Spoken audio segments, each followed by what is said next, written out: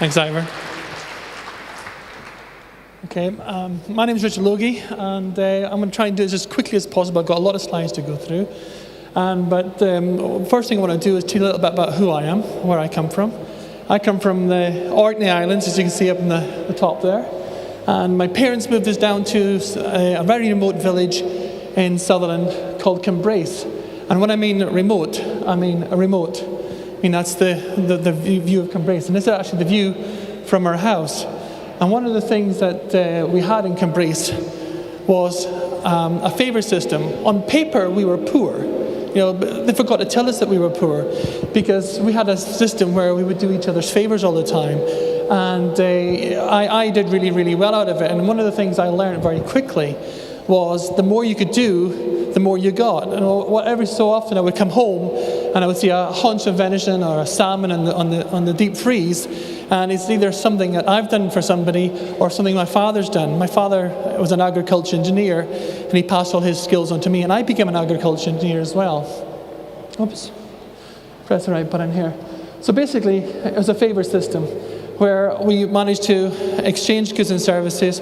We really just exchanged skills, and you put different values. And the more you could do, the more valuable you were to the community. And the problem I found very, very quickly was you could only do so much for so much. You know, there's what we call the instance of coincidence.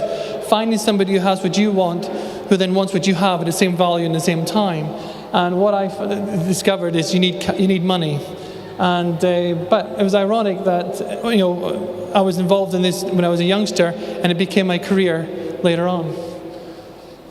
So what is a complementary currency? Well, just to define it very simply, a complementary currency is any mechanism that can be used as a medium of exchange to replace or complement the national currency or the sovereign currency.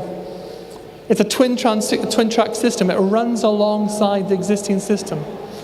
And there are many different types of complementary currencies. You may not recognize them as complementary currencies, but if I was to say to you air miles, loyalty points, time banks credits, games console currency, Facebook credit, digital coins, metal-based coins, these are all complementary currencies. We all accept it. If you go into Tesco's with your club card point or Sainsbury's with your Nectar point, you can use that currency to buy goods and services.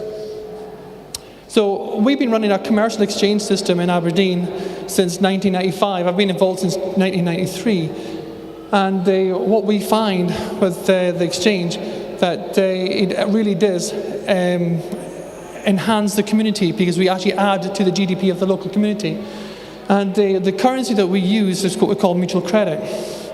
What I want to do is to explain to you the different types of exchange systems.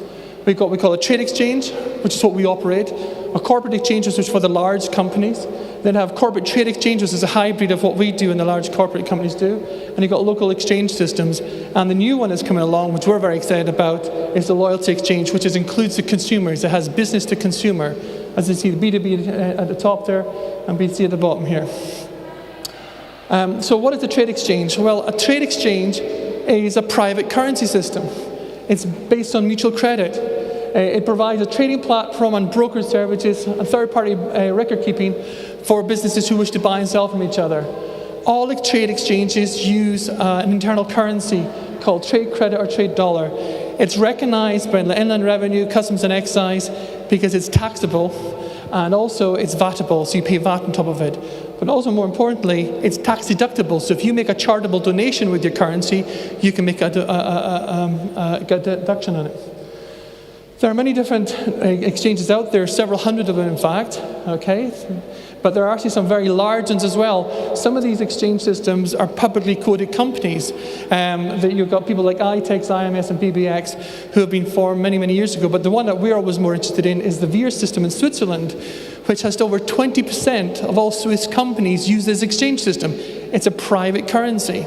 In fact, it's actually Switzerland's second currency. If you look it up, you have the CHF, which is the Swiss franc, and you've got the VIR credit, which is also a national currency. So what is currency? Well, currency is a credit instrument. It's an obligation of the issuer, whether it's a central bank, a company, or an individual, business or an individual. It's an IOU system. Anybody can create it. Anybody can create a currency, but not everybody accepts it. It's where the U's have got the trusty I's. And the important part with currencies, to get people to trust it, you've got to have good governance. So what is mutual currency? Well, mutual currency is where the currency issued is actually based on the assets of the members, not on the assets of the exchange. It's very simple. 1 and 1 equals 2 in our books. And when we talk about simple currency, there's no fancy accounting required. It's very simple. It's where all the debt equals all the positive. And it's a zero game. All the positive imbalances equal 0. So when we talk about currency, it's the members themselves who are issuing the currency. So this is a very important part. When a member goes into a negative, they become the issuer of the currency. They spend the currency into circulation. And because of the way the trade exchange works, we have to make sure that we protect the currency at all times. And to give the currency value, you've got to make sure that it has value for when you go to spend it. And the way that we do this is very simple. We take the business sectors and we divide it into 5 sections. We've got material, agriculture, services, retail, and transportation. And what we find is that if you have a product that everybody buys, then you'll have high demand for the product. So, for example, a light bulb. It's very difficult to do business without a light bulb. That's everybody uses. So that gives a high demand for the system. And as you further from the centre you go, the less demand there is. For example, in the agricultural sector, combine harvester. It's a huge piece of machinery, but not everybody uses combine harvesters. So what we do is we rate companies based on what they sell, but more importantly, we take into account a little bit more about them. So we have a matrix that actually allows us to measure every single company within the group, and we index all companies. That's what we do in our exchange system. And what we do here is we look at what their history is, what their reputation, just like eBay, what their reputation as a buyer, reputation as a seller, and what their history is, and also their credit checking through the bureaus. And that gives us an index to index each of the companies. So that gives the currency value. So it's very simple. Because the currency is created by the initial founders, they spend the currency into circulation. And once they put it into circulation, the currency always comes back to them to redeem. So you buy from them, they buy from you. It's the ultimate loyalty program. And what it does, as you can see, the currency can't be spent outside this group. And what you do here is it provides a loyalty program for the local community. So why do businesses want to get involved? Well, they're not interested in currencies. That's not what they're about. It's all about the unsold. What can it do for me? That's how you get businesses involved. When we talk about the unsold, every business has got unsold. From unsold to advertising, to printing, to services, etc. All businesses have unsold.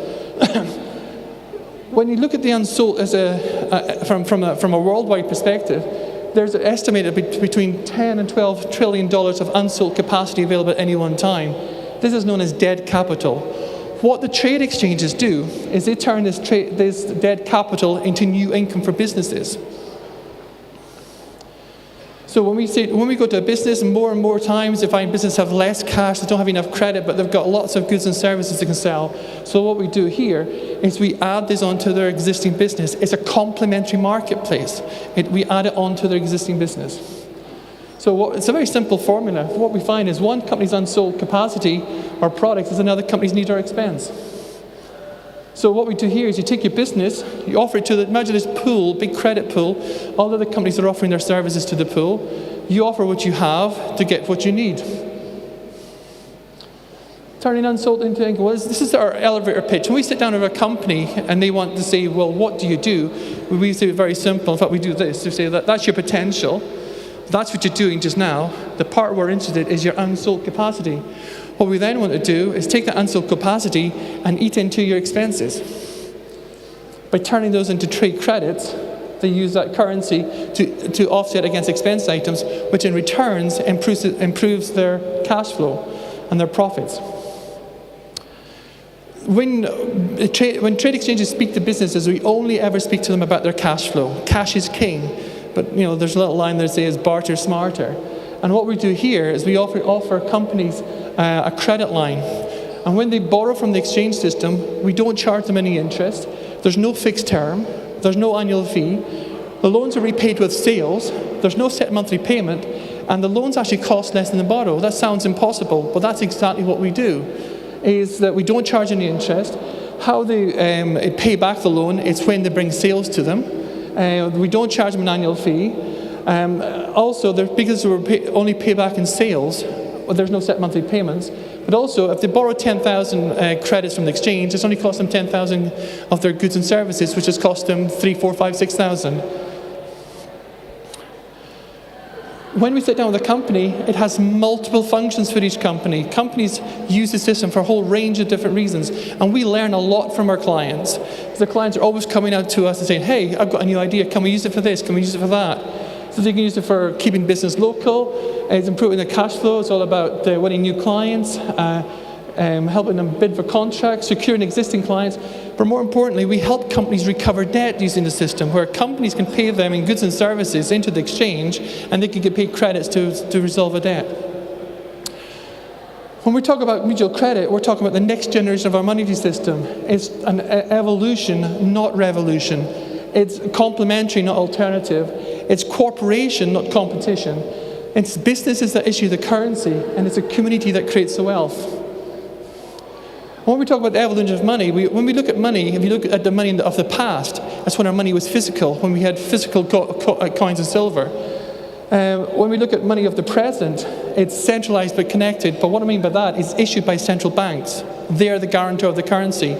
On the new type of currency, it's the individuals or the companies who issue the currency become the guarantor of it. So it's it's connected and decentralized and connected. What we do at GETS, so we have our organization called GETS as well, is that we help companies to create a new culture where it promotes sustainability, mutually owned credit clearing systems, and for communities that flourish and collaborate and expand.